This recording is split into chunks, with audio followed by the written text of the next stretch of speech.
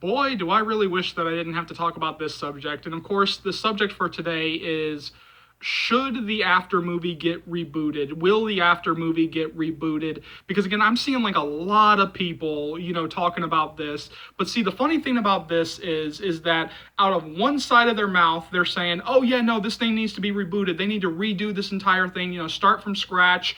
And out of the other side, they're saying like, "Oh, but I really love Josephine Langford and Hero Finds Tiffin." Okay, let me explain to you what reboot means. If they reboot this film, if they reboot the After series, Josephine Langford and Hero Finds Tiffin will not be in the film, because that's the whole point of a reboot. You wipe away the cast, you wipe away everything, and you start over from scratch. You just redo the entire thing.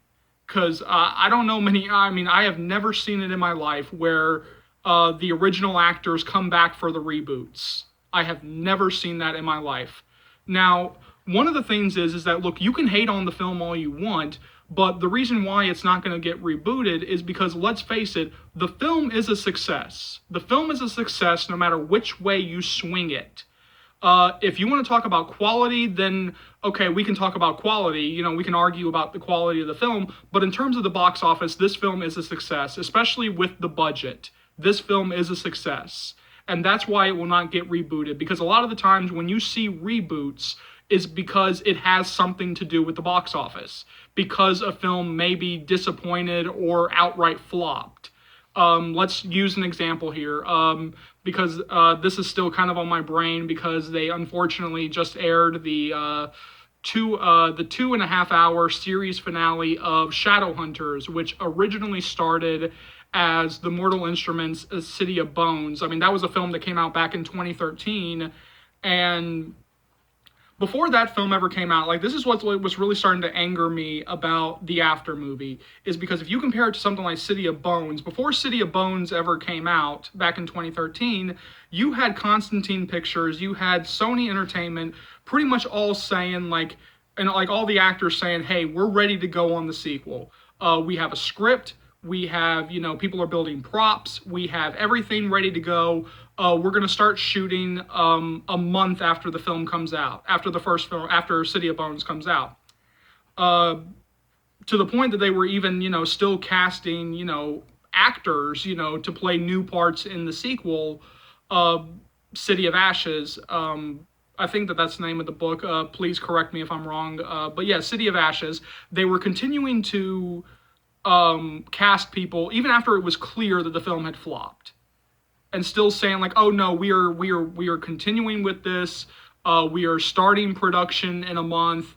Everything is smooth sailing. We're ready to go." Even after the film flopped, even after it was clear that the film was a complete flop, to the point that like even analysts were writing, like long articles, like long things about basically like, despite it not being backed up by audiences, despite it bombing at the box office, despite it not getting, great critical reviews, Mortal Instruments City of Ashes, the sequel, continues to, be in development, continues to be, pushing forward, despite everything.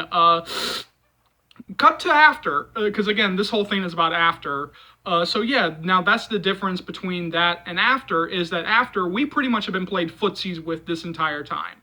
Because at this point, they would be more than... The studio would be... How can I put this? The studio would... I mean, nobody could write any articles about After in the same way and saying like, "Oh, this makes no sense from a business decision. Why would anybody do this?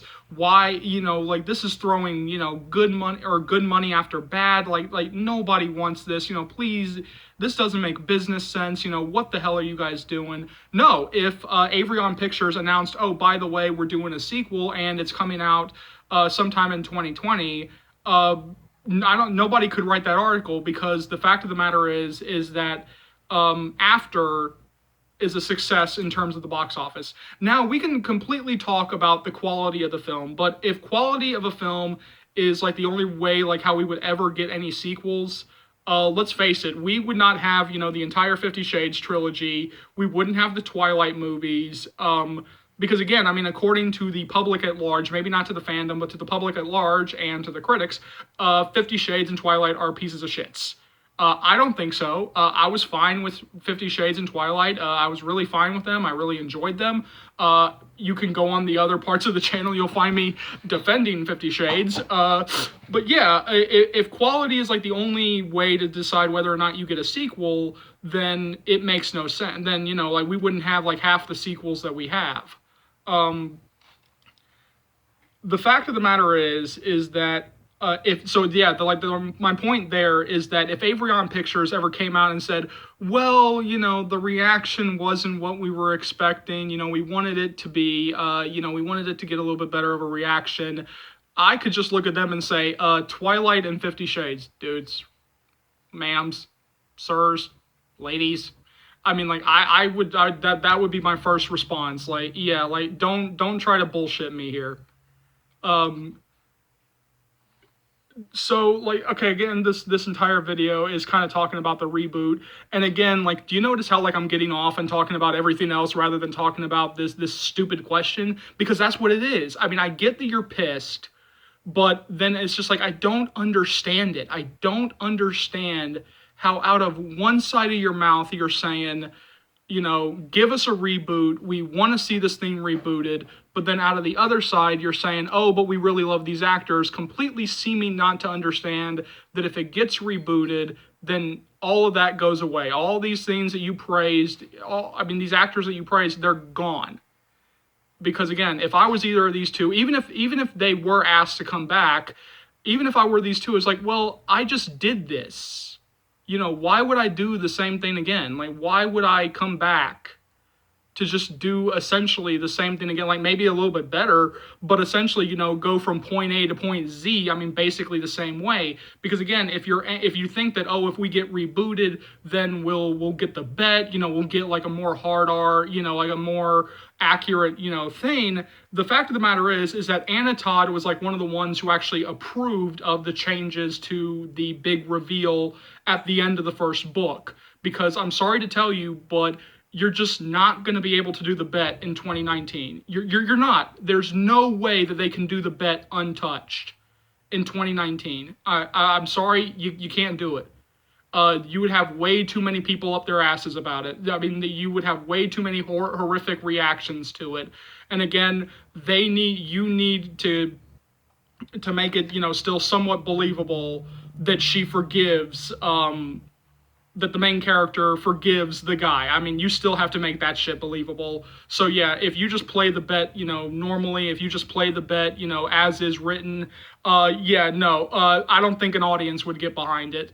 And at this point, the thing is, and I understand why fans are upset. I get that how protective you are of this franchise. I get how protective you are of these books, of these characters, that, you know, you, in some ways, for some of you who are young enough, you've grown up with this franchise. Like, you've been waiting for like a long time for this franchise to finally come out. And then all of a sudden they put out this film that doesn't even look anywhere even close to what you remember.